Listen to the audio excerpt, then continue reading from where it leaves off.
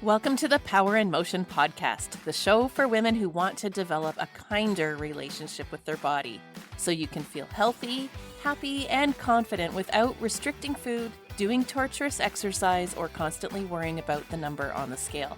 I'm your host, Kim Hagel, size-inclusive fitness specialist and certified non-diet health and life coach specializing in body image. This podcast is here to provide weight-neutral, health at every size aligned information and coaching on sustainable habits and mindset shifts so you can feel your very best in the body you have right now. Let's lace up our runners and go for a walk while we chat. Happy New Year, radiant people. I hope that you have had a joy-filled, restful holiday with those you love and lots of new memories made. If you're new to our podcast, welcome. My name is Kim Hagel, personal trainer, registered holistic nutritionist, and I'm on a mission to help women break free from diet culture, punishment, and restriction so they can move their body from a place of self-care, feel at peace with food, and feel confident in their body. So thanks for tuning in, and I'm really glad you're here. If you've been following along, thanks for coming back. It means the world to me that my messages are resonating with you, and it's my joy to serve you in this way. I am really excited about 2021. How about you? I know we're not done with the remnants of 2020, and there's some things that are coming forward into 2021 with us, but there's something about turning the page of a new year that helps us reset our mindset and give some thought to what we really want to focus on in the coming year. I always like to reflect back on the year, and when I did that this year, it was a tough one. I'd say most of us felt that. There were more changes and challenges than we ever imagined would come our way in one year. And not to minimize that, not to minimize what we went through, but I do believe it's important to spend some time thinking about the lessons and also celebrating our resilience. For myself, I can honestly say that I learned and grew and adapted in ways that I wouldn't have even known were possible at the start of 2020. So going into 21, I'm taking that nugget of goodness from the past year and I'm carrying that with me. I set the word tenacity as my intention for the year, a reminder to myself that I can do hard things, that with a bit of determination, focus, and help, that's the big word, everything is figure-outable. So I want to remind you that I'm holding a goal-setting masterclass this week on Wednesday, January 6th at noon Eastern Time. It's free, and I'll be teaching you my exact system for intention setting for the new year. This is my response to the whole new year, new you diet culture nonsense that's running wild right now. The answer to having success and feeling great about yourself this year isn't to start another diet or weight loss program. Chances are you have tried this before and you know how it turns out. But still, having goals and intentions to move us forward and help us grow and expand into our best self, well, that's super important and motivating.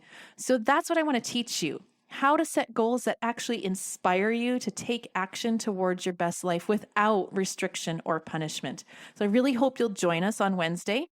There's still time to register over on my website, www.radiantvitality.ca/thisismyyear, or the link is in the show notes too. It will be recorded, so if you can't make it live, don't sweat, but you do have to register so I know who to send the recording to. So speaking of the new year and setting goals for ourselves, it's so timely. We're talking today about finding your people, the importance of community to finding joy in movement. Lots of people have the desire to start a daily movement practice at the beginning of a new year, but there's still that struggle with finding the motivation to get going. And we've talked in the past about the different factors that can positively or negatively affect motivation. If you missed that, it was episode 2, or you can also download the Motivation Secret, which is my free guide to motivation, and it's in the show notes. But community is known to be one of the 3 big things that can contribute to your motivation. Having a group of supported, like-minded people to move with has a huge positive effect on motivation. The key word is supportive, and that means something different to every individual. Depending on where you're at on your journey with movement, the whole idea with working out with a group of people might be very intimidating. It was for me too when I first started my fitness journey. Community doesn't have to mean a group fitness class or joining a CrossFit gym. I want to make that really clear. Knowing yourself and who your people are is the key here. And depending on your relationship with exercise in the past, perhaps gym class or sports were not a positive experience for you growing up. Maybe you've never done any sort of formal exercise before and you're intimidated to walk into a group fitness class and not know what you're doing. Maybe you have a belief that you need to lose weight before you can join a group of some sort. You're worried that you won't be good enough or that you'll be judged because of your body or your performance. I want to honor those concerns. I had them too. And I want to let you know that it's 100% normal to feel this way if you've had a negative experience with exercise or movement or sports or dieting in the past. So I want to be really clear that I'm not at all going to suggest on this episode that you just push all that aside, push all those thoughts and feelings down and go get yourself a gym membership and jump right into a group class that you're scared to death of. That would be the exact opposite of joyful movement, and it will not help you heal your relationship to exercise. I think honestly, taking that kind of action is where a lot of people go wrong. They jump headstrong into some new program, even though they're terrified and their gut is telling them it's a bad idea. And then they go and it's new and awkward and hard, and they end up feeling embarrassed and ashamed and like they don't belong and never will. So they quit and never go back. It's not helpful to the self-esteem, your motivation level, and a surefire way to keep yourself stuck on the start-stop cycle. So keep that in mind here as I talk about the benefits of community and what support should look like. I'm going to give you some strategies at the end of the episode to help you determine what a supportive community means for you and where you might begin to seek out your people. I also want to just take a minute and make a very clear distinction between accountability and motivation. I think it's really important that we know our intentions when we start out with a group. Often people join a group hoping that the instructor or the participants will provide some sort of accountability. I hear this all the time as a personal trainer and fitness instructor. People are always asking me to provide accountability to get them to show up. In other words, provide some peer pressure for you to show up and do the work. But what's happening here is you're putting responsibility for your actions, your commitment to your goal in someone else's hand. And that's not what your group is for. If you're looking to them to provide that, it's going to lead to icky feelings for all of you. Your group or your instructor's role is to support, encourage, and empower you, and for you to do the same for them. Not for them to force you to do something you don't enjoy after your willpower runs out. So I just wanted to make that very clear. Motivation in terms of exercise has been really well researched, and the concept of community has been well documented as a motivating factor. I talk about that at length in The Motivation Secret, my free guide that you can download. But feeling as though you belong and are part of a group is one of the most powerful extrinsic motivators. So extrinsic motivators is something that comes from outside of us, and it's a positive force. There was a study in the International Journal of Qualitative Studies on Health and Well-Being in 2018 that looked at how group participation affected physical activity adherence with adolescent girls. And though the population here were teens, I think the findings are relevant to us as adults as well.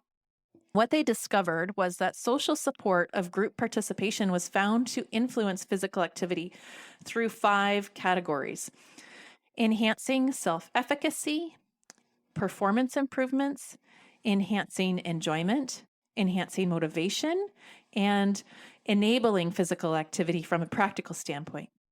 So let's take a second and break all of those down. Number 1, looking at self-efficacy. So self-efficacy is all about confidence, our belief in ourselves that we can do something, that we understand how to do it, and believe that we are capable of it. In a class environment, that could look like the instructor or your peers cheering you on, giving you positive words of encouragement, such as, "Your form looks great. I can see you getting stronger on those push-ups." It might look like a yoga teacher giving you proper alignment cues and then being able to use them to find the pose that works best for you. Number 2, performance improvements. So, being part of a supportive group can inspire us to challenge ourselves and try new things. This could look like your personal trainer saying, you've really mastered those squats. I think you might be ready to add some weight on. Or maybe it's your walking buddy suggesting you try hiking together, something new. Or maybe it's something like participating in a Couch to 5K running program with a group of friends.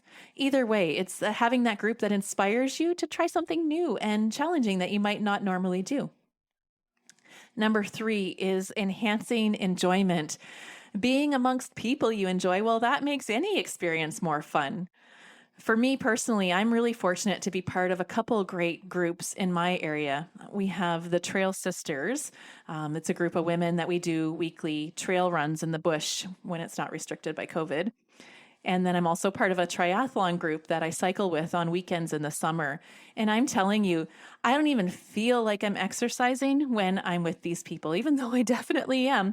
The time just flies because we're chatting and laughing and just having a great time. I really honestly miss the camaraderie of both of those groups right now, but I'm fortunate enough to still be teaching group fitness at my studio and online, so that helps fill my need for being with fun people. Number 4, enhancing our motivation. So that feeling of belonging, it's so important. It's an innate human need to feel like we're a part of something. And whether your group is one person, your walking buddy, or a personal trainer, or a larger group like a CrossFit community, having people who cheer you on, who miss you when you're not at class, who check in with you when you're having a tough time, and who really rely on you to do the same for them, that's really going to help you want to participate. And then number 5, that practical part about enabling physical activity. What I mean by that is sometimes there are things that we would love to do, but quite honestly, just couldn't or wouldn't if it weren't for the group. A great example of that is with my cycling and running groups. I honestly would not participate in those kinds of movements on my own because it wouldn't be safe. In the rural area where we live, we don't have access to paved bike trails, so we ride our bikes on paved country roads and highways. And that's not something I would do alone for fear of being hit by a car. And then the same thing goes with the trail running. I myself personally don't feel safe or comfortable running on rugged trails in the bush by myself for fear of falling and getting injured, and also animals. So having a community makes these activities safe and accessible to me. Finding your people is just so important to help us along on our journey to joyful movement. We just all have to figure out for ourselves what we're looking for in a supportive community. And that's as unique to you as the type of movement you enjoy itself. So here are 3 steps that you can take to determine what kind of community you're looking for. Number 1, I would suggest start by deciding how you want to move. Write down what kind of movement you enjoy. Make a huge long list and then find a group that supports that. I mean, if the idea of lifting weights and running scares the shit out of you, you maybe don't want to join a CrossFit gym. On the other hand, that might be a perfect fit for you if you thrive in a highly competitive athletic environment. Or if you feel like you're clumsy and lack coordination, then a cardio dance class might not increase your enjoyment of movement. But if you love dancing, then finding a group to keep you inspired and challenged would be a great fit. So make a list of all the different ways that you enjoy moving, and then start looking for groups in your area for that activity, or get a group of friends together and create your own. Number 2, you also really want to reflect on your own personality. I mean, I'm an extrovert, so I love participating in large group activities, but I know that's not everyone's cup of tea. Perhaps for you, your community is one person, a workout buddy, a walking buddy, or maybe even a personal trainer. Or it might be a small group fitness class with a couple of coworkers or friends. There's nothing to say that community needs to be a big group of people. The important thing is that you feel valued and inspired by the people you surround yourself with. And then number 3, this is an important one. What are your needs from your community? When you consider those 5 factors I talked about that community helps with, which is the most important to you? Is it building your self-efficacy, your confidence in movement, Is it to improve your performance and challenge yourself in a new way? Is it to have fun? Is it to feel motivated or inspired? Or is it the practical aspect? When you think about where you struggle with movement or progressing toward your goals, which of these areas would help you the most? If you said self-efficacy, maybe you want to consider hiring a personal trainer to help you integrate the concepts of movement and help you feel more confident with how your body moves. If you said performance, then maybe a group where there's some healthy competition might be your thing. If it's for enjoyment or motivation, is there a group that looks fun and that you'd love to be part of? Or could you create something with your own group of friends? And if there's a practical thing like a specific skill or activity that you want to learn, then you want to start seeking out a group that does that thing. Now, all this to say that there definitely are some unique challenges right now in accessing group programs. Depending where you live, COVID restrictions may have impacted the availability and size of group movement options. We're really fortunate that all this is happening in the digital age. There are still tons of options available on Zoom or other online platforms, and it might not be ideal. I know that. It may not offer the same sort of connection as the face-to-face interactions, but it's something, and we're lucky to have it. So my advice on that would be to be creative and open-minded, knowing that it's not ideal right now, but it's also not forever. No matter where you are on your joyful movement journey, there's definitely a benefit to finding your people. If becoming more consistent with movement is a goal for you this year, then I really encourage you to seek out a community that's going to build you up and cheer you on, supporting you to find more joy in movement. All right, so that's it for today, friends. I hope this helps you get thinking about who you can surround yourself with to increase your motivation to move. I hope you'll join me back here again next week where I'll be talking about the runner's high. And before you freak out, you don't have to be a runner to get it. That feeling of euphoria they talk about is available to all of us, and I'm going to show you how to cultivate it next week. Oh, and a friendly reminder to go over to my website right now and register for This Is My Year, that goal-setting masterclass. It is going to be epic. Lastly, if you found this episode valuable, would you please take a minute to leave me a review on iTunes? Reviews help make my show more visible to women just like you who are looking to heal their relationship to exercise. So please share the love and drop a rating or review. Until next week, friends, thank you so much for being part of this community. Remember that you can find me on Instagram and Facebook at Radiant Vitality Wellness, and you can learn more about how to work with me on my website, radiantvitality.ca.